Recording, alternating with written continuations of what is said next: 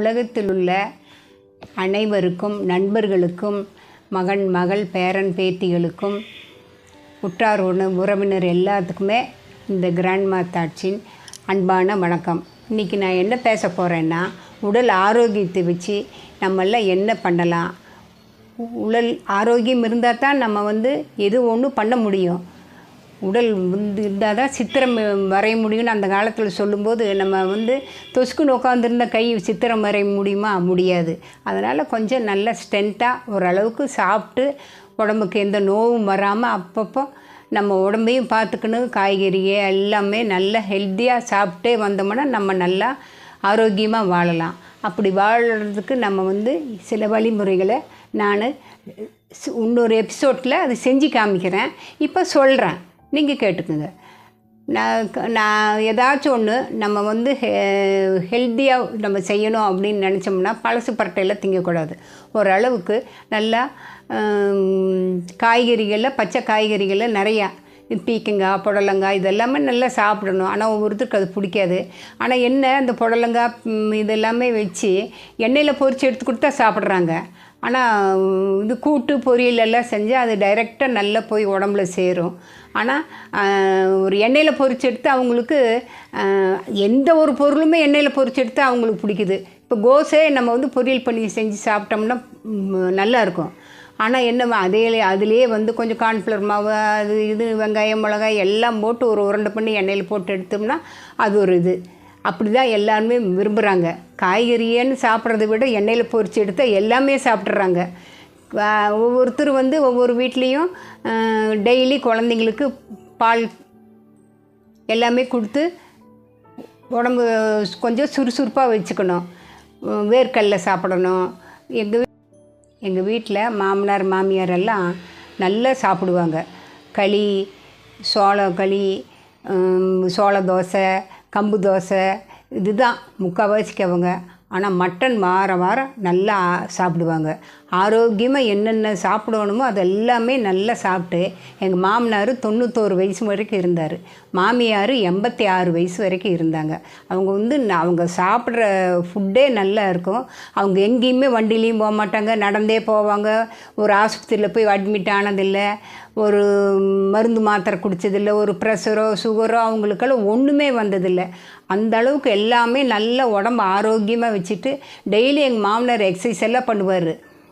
அப்படியே தண்டால் எடுப்பார், இந்த ஜன்னலை பிடிச்சிட்டு அப்படியே தொங்கி எழுந்திரிச்சு இருப்பார். எங்கே போனாலும் நடந்ததே போவார், ஒழிய வண்டியிலேயே போக மாட்டார். மாமியாரும் 86 வயசு வரைக்கும் நல்லா நடந்து அவங்க வேலையை அவங்களே பண்ணிக்குவாங்க. துணி கூட அவங்களே துவைச்சி போட்டுருவாங்க. மாமனார் அதே மாதிரி நல்ல எல்லா வேலையும் நல்லா செய்வார், பண்ணுவார். அவங்க மாமனார் அவங்க அம்மாலாம் கதை சொல்லியிருக்காங்க எங்ககிட்ட. நாங்கள்லாம் பஞ்ச காலத்தில் கொள்ளை காலம் போய் இந்த இதெல்லாம் சாப்பாட்டுக்கே ஒன்றுமே இருக்காதுங்களாம்மா. அப்போ ஏதோ ஒன்று கிடச்சது எடுத்து சாப்பிடுவாங்களாம். அப்போ ஒரு கீரையோட விதை, அந்த விதையை எல்லாம் வறுத்து சாப்பிடுவாங்களாம்மா. ஏன்னா அந்த அன்னைக்கு அதுதான் கிடைக்கிது அப்படின்னு சொல்லிட்டு அந்த கீரையை பண்ணைக்கீரைன்னு சொல்லுவாங்க. அந்த பண்ணைக்கீரை விதையை வாங்கிட்டு எல்லாம் போய் காட்டில் தான் போய் பொறிப்பாங்க. வீட்லேயே இருக்க போகுது, காட்டில் போய் பொறித்து கொண்டு வறுத்து இடித்து நெரிச்சு அதுக்கு ஒரு உப்பு மிளகா பொடி எல்லாம் போட்டு கலக்கி ஏதோ ஒன்று வயிற்றுக்கு வேணுங்கிறது அதை சாப்பிடுவாங்க. அவங்கெல்லாம் இன்னும் எங்கள் மாமனாருடைய அம்மாலாம் 98 வயசு முட்டிருந்தாங்க. பல்லெல்லாம் விழுகவே இல்லை. அப்படியே நல்லா வெத்தலைவாக்கு கடைசி வரைக்கும் மென்று சாப்பிட்டுட்டு தான் இருந்தாங்களோ ஒழிய வேறு எந்த என்ன கொடுத்தாலும், முறுக்கு கொடுத்தாலும் சரி நல்ல மென்று தான். தேங்காய் சாப்பிடுவாங்க நல்லா, பல்லு நல்லா இருக்கும்.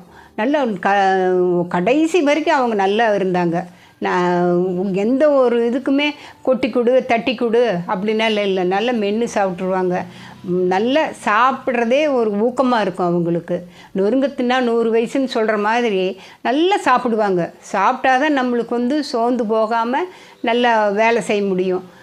எந்த ஒரு இப்போல்லாம் யாருமே ஏதாவது ஒன்று சாப்பிடுங்க அப்படின்னு சொன்னோம்னா, எனக்கு பிடிக்காது, அவளுக்கு பிடிக்காது, அவனுக்கு பிடிக்காது, அவருக்கு பிடிக்காது, நான் இங்கே சாப்பிட்றது அப்படின்னு சொல்லிட்டு ஒவ்வொருத்தரும் ஒவ்வொரு மாதிரி சொல்லுவாங்க.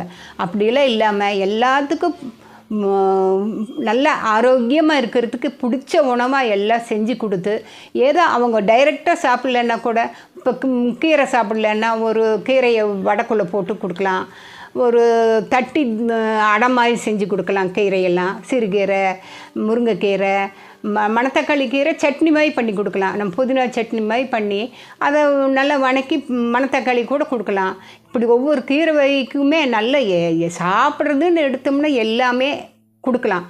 சாப்பிட மாட்டாங்கன்னு நம்ம ஒதுக்கக்கூடாது. இப்போ குழந்தைங்களுக்கு முக்கால்வாசி என்ன பிடிக்குதுன்னு உருளைக்கிழங்கு பிடிக்குதுப்பா. எப்போ பார்த்தாலும் உருளைக்கிழங்கு நீங்கள் என்ன செஞ்சு கொடுங்க அது சாப்பிடுவாங்க. மற்றபடி கீரையெல்லாம் ஐயே கீரை எங்களுக்கு வேண்டாம் அப்படின்னு சொல்லுவாங்க. அது மாதிரி இருக்கிறவங்களுக்கு நீங்கள் அவங்களுக்கு பிடிச்ச மாதிரி வடக்குள்ள கீரையோ இல்லாட்டி ஒரு சட்னி பண்ணி, வாழைத்தண்டே சாப்பிட மாட்டாங்க, வாழைத்தண்டு சட்னி பண்ணலாம். ஆனால் அவங்களுக்கு தெரியாமல் கலக்கிடணும்.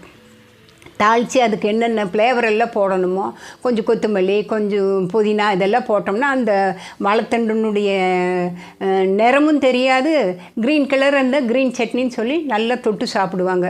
அப்படி எள்ளு சட்னி, பருப்பு சட்னி, பருப்பு பொடி, இது மாதிரி ஒன்றொன்னா செஞ்சு ஒரு ஆரோக்கியமாக கொடுத்தா குழந்தைங்களுக்கு நல்ல ஒரு மண்டை மூளை வளர்ச்சிக்கு நல்ல பழமெல்லாம் சாப்பிடணும்.